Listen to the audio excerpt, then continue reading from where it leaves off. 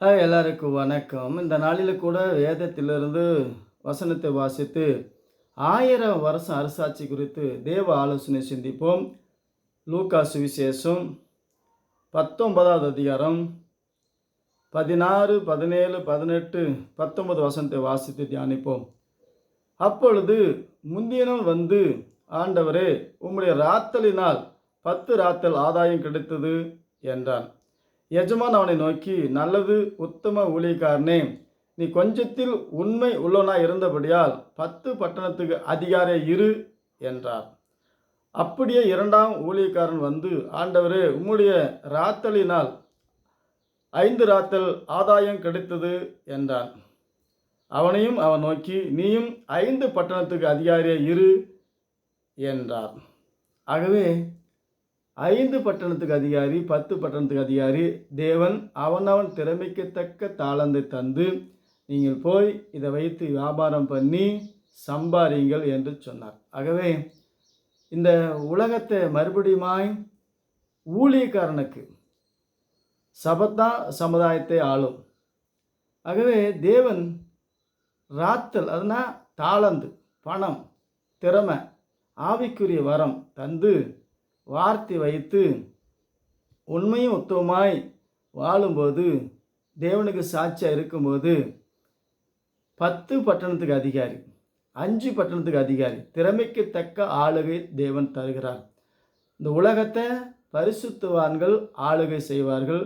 இந்த 10 பட்டணத்துக்கு அதிகாரி, 5 பட்டணத்துக்கு அதிகாரி எப்போனா 1000 வருஷ அரசாட்சியில் நம்ம இருக்கிற பகுதியில் நமக்கு நம்ம திறமைக்கு தக்க தேவன் தந்து இந்த உலகத்தை, இந்த தேசத்தை, நம்ம சுற்றி இருக்கிற மக்களை ஆளுகை செய்யும்படி தேவன் நமக்கு அதிகாரம் தருவார். ஆகவே 10 பட்டணத்தை நம்ம கட்டுப்பாட்டில் எடுத்து அவங்களுக்கு தேவையான எல்லா காரியத்தையும் செய்ய முடியும்.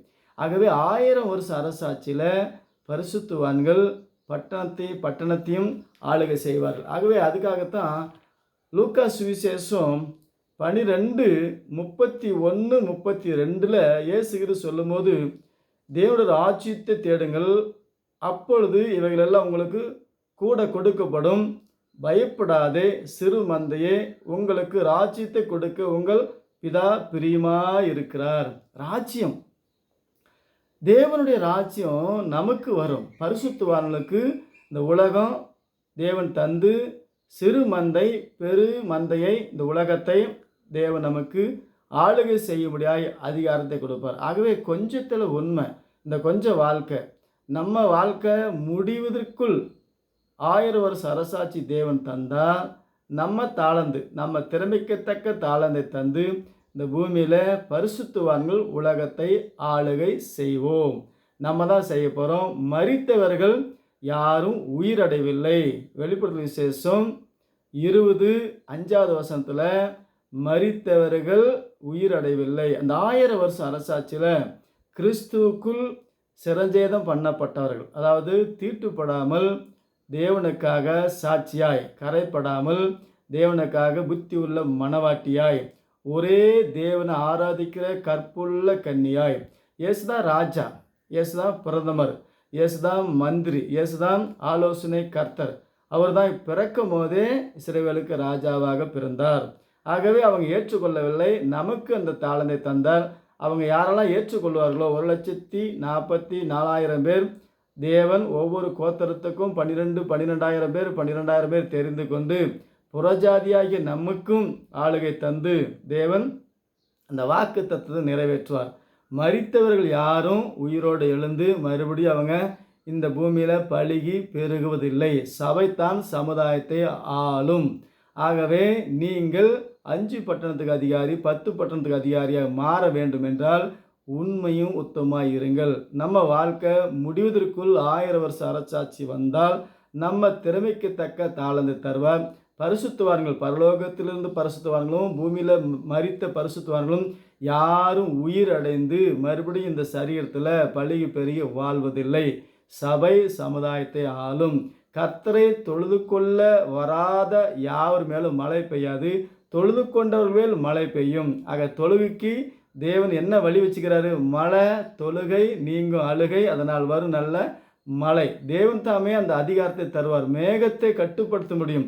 காளையை கட்டுப்படுத்தும் போது மேகத்தை கட்டுப்படுத்த முடியாதா? மாட்டை அடக்கும் போது மழையை கொண்டு வர முடியாதா? மழை அடக்க முடியாது. எல்லாம் தேவன் செய்வார். அதிரதின் காலத்தில் நேர்த்தியா செம்மையாய் அந்த அதிகாரத்தின் திறவுகோலை தருவார். ஆகவே பரிசுத்தவான்களாகிய நம்ம தான் இந்த உலகத்தை ஆள போகிறோம். இந்த பூமியில் இருக்கிறவன் தான் ஆள போகிறோம். இயேசு வந்து 1000 வருஷ அரசாட்சியில் எருசலேமில் இருந்து மாம்ச பிரகாரமாக மகிமின் சரீரத்தில் இருப்பதே இல்லை. கடைசியில் உலகம் முடியும் போது தான் 1000 வருஷ அரசாட்சி முடிஞ்சு மணவாட்டி எடுத்துக்கொள்ளப்பட்டு கல்யாண விருந்து 7 வருஷம் மத்திய ஆகாயத்தில். அது ஒரு இடம், அது ஒரு உலகம், அது ஒரு ராஜா அரண்மனை. பரலோக ராஜ்யம் தன் குமாரனுக்கு கல்யாணம் பண்ணுகிற ராஜாவுக்கு ஒப்பாக இருக்குது. அந்த கல்யாணத்துக்கு இயேசுங்க பொண்ணு பார்க்க வந்தார். நம்ம புத்தி உள்ள கன்னியாக இருந்தால் அவர் நம்மை மணவாளன், நம்ம தான் மணவாட்டி. ஆகவே 1000 வருஷம் அரசாட்சி முடிஞ்சு தான் ரகசிய வருகை முடிஞ்சு 7 வருஷம் கழிச்சு தான் உலகம் முடிவில் தான் பகிரங்கமாக இயேசு வருவார். ஆகவே இயேசு வருவதற்கு முன்பாக நம்ம தான் 1000 வருஷம் அரசாட்சியில் இருப்போம். யாருக்கு அந்த பாக்கியத்தை தருவாரோ அது தேவனுடைய கையில், தேவனுடைய ஆலோசனை உண்டு. ஆகவே 1000 வருஷ அரசாட்சிக்காக நாம் ஆயத்தமாகவும் கர்த்தருக்கு சித்தமானால் நம்மளே அதில் இருப்போம். கர்த்தருக்கு சித்தமானது பரலோகத்தில் நம்முடைய சித்தம் செய்யப்படுவது போல பூலோகத்திலும் செய்யப்படுவதாக. அவருடைய சித்தம் இல்லாமல் ஒன்றும் அசையாது. மீண்டும் சந்திப்போம், வேதத்தை தியானிப்போம். கர்த்தர் உங்களை ஆசீர்வதிப்பார். ஆமேன்.